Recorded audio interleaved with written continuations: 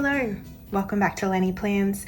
I thought I would take the chance today to talk through some of the journals and planners that I have been using over the last few years. I've actually been planning and journaling on and off since I was a child, and my very first planner was the Dinky Diary by Debden in 1989. Shout out to those of you who grew up in Australia in the 80s and who have probably come across that planner. I hope that you still have yours.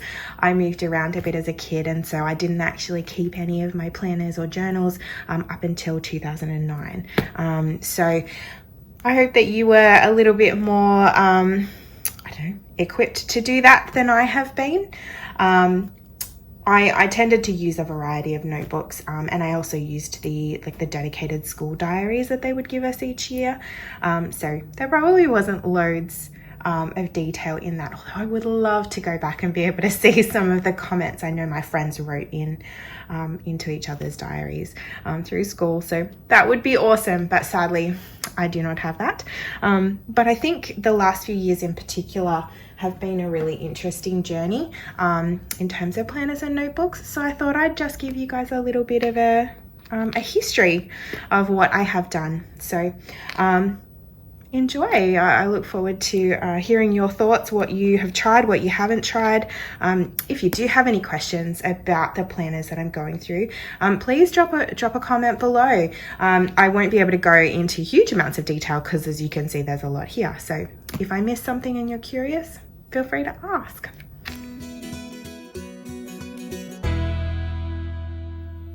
So to start off with, from 2009 through till 2015, I was actually in a variety of book-bound and spiral notebooks, and this is mostly just journaling, so I'm not going to go through them. This one actually is so old it's crumbling, and I've genuinely got little bits of black everywhere, but you know, that's okay. Part of that history.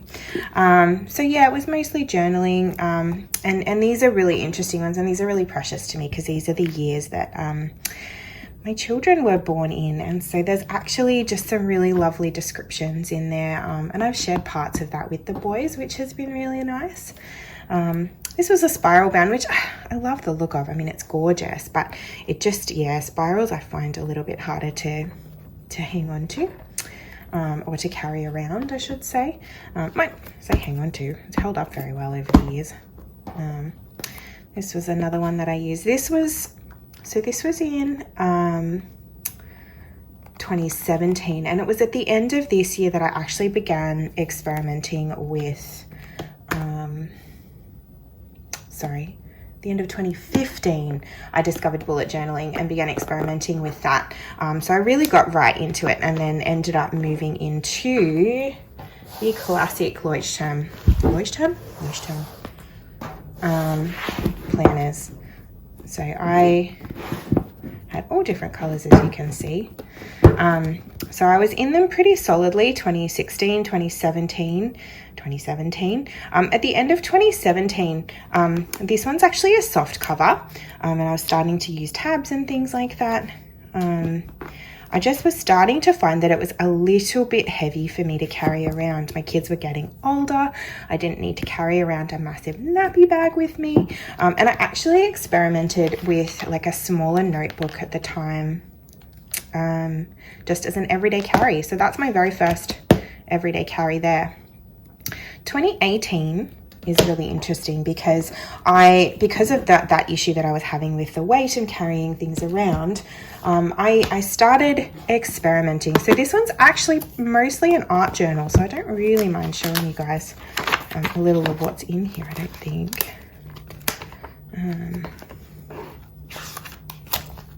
Yeah, so I really enjoyed this.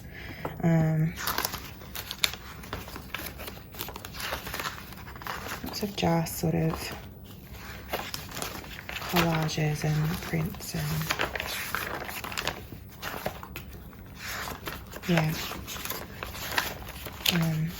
so that's a really interesting one. I was starting to struggle with the paper.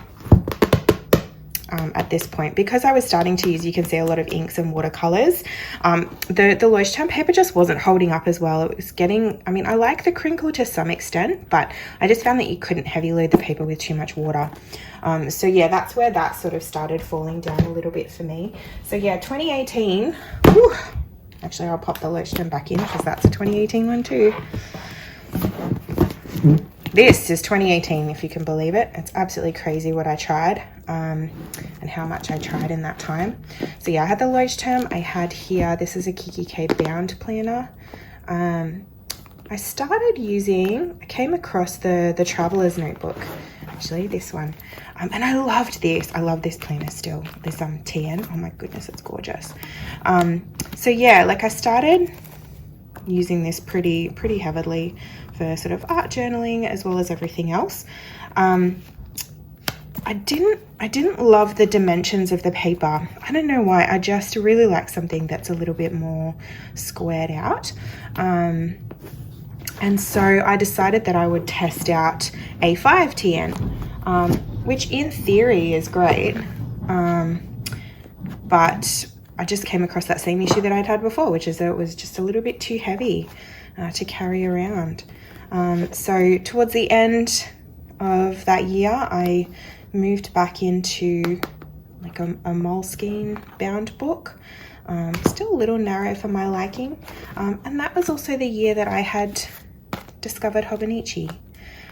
So I was using the original Techo as a journal, and then I was using the weeks as an everyday carry. I started that in September, I think. I loved that. This is where I fell in love with Tomorrow River paper. So yeah, from that, in 2019, I moved into every single one that you could possibly get, pretty much, except the 5-year. I did not end up falling down that rabbit hole. So I was using the English A6 as a journal, and I had the weeks. I love this cover. I'm still a little bit jealous if you've seen the 2022, like the holographic lace. Oh my goodness, that is so pretty. Yeah, if I was still in Hobonichi, that would be it. I love that in a cover too. This was a stamp by Jane Davenport. Such a mental blank there. Love her work. Yeah, then I do the rest. I have my moments. Yeah, so this is the weeks for that year, and I used that pretty solidly actually. I really enjoyed using that. I think I was in that for the full year actually. Oh,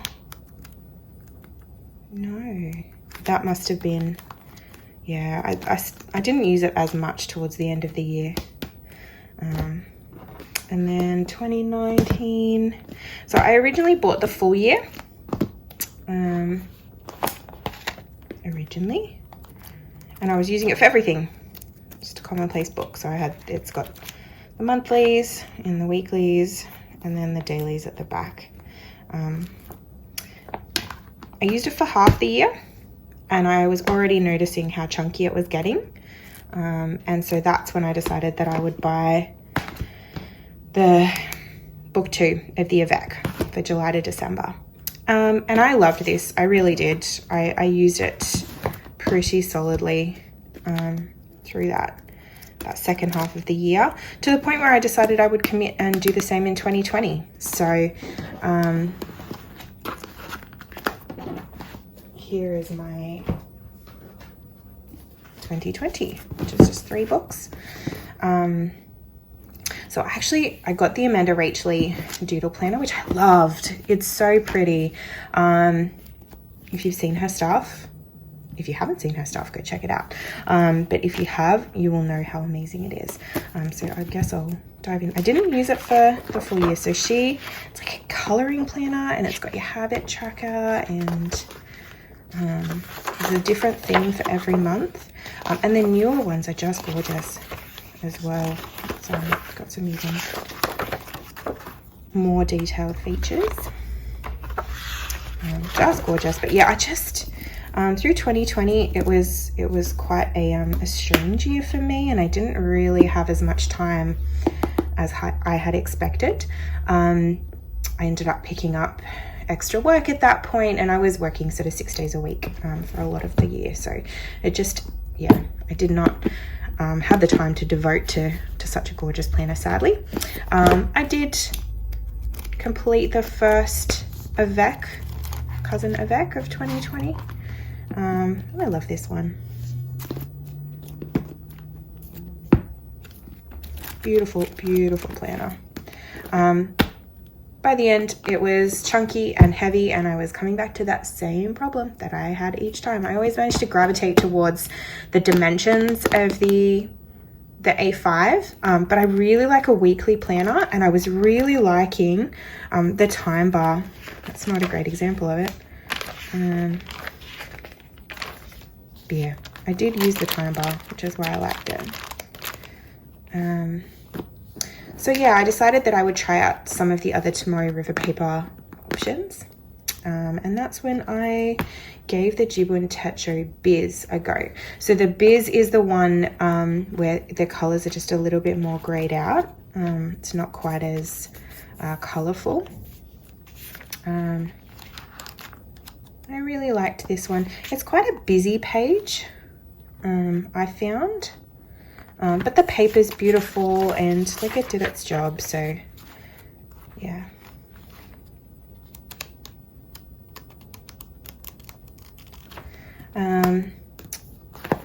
It was a little bit narrow for my liking, but it's a great planner, and it's much lighter. That's what I love about the Tomoe River paper in particular. And moving away from the Hobonichi in particular, the covers are so thick. I think I do actually have an unused one from that same year. So this is the 2020, like the second half, and I never got around to using it. I should have sold it on, but I just never got to it. But yeah, the cover is really thick. It just adds a lot of weight to it, and it's quite heavy.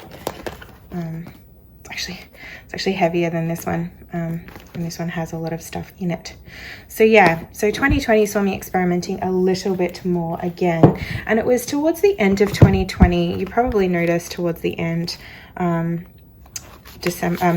and December, there's not a lot in there. I had moved across to the Wonderland 222. So I think I saw something about it online.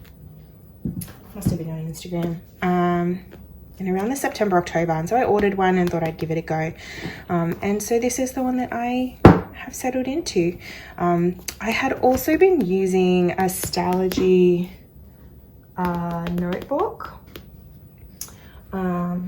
which I have nearby somewhere. Here it is. I'd been using the Stalogy, the basic size for just a journal, and slightly larger actually, the Stalogy. Slightly, like, I don't know, tiny dimension difference. That's the basics for you. There's those two different versions of the basics. But I really liked the dimensions, and so it really just sort of got me exploring a little bit more. And the Wonderland has the Tomoe River paper, and it's the basic size, and it has the weekly option, and it has the yearly. It's got some note pages, probably not as many as I would like. So last year I used a notebook companion for my journaling, and I'll do the same again for this year. But yeah, that is where I got to. So that is a very quick run through of my planner journaling history. As you can see, there are a lot of them, and I would love to hear your thoughts or questions on them. I don't think I've left any out, but I do feel like there's probably a few that I tested or tried over the years. I have tried rings as well, actually, but because I'm looking for that light sort of option to carry with me, that would be good. What else? Oh, there's the A6 one. Yeah, I really liked the A6 Hobonichi. And Wonderland has a new A6 version this year, which I have as an everyday carry and for work. But the Wonderland is the first one that I've seen that has the weekly spread in that size. I'm loving it, by the way. It's really good so far for this year. But yeah. Well, I hope that you found that interesting, and let me know if you have any questions. Thanks for watching. Bye.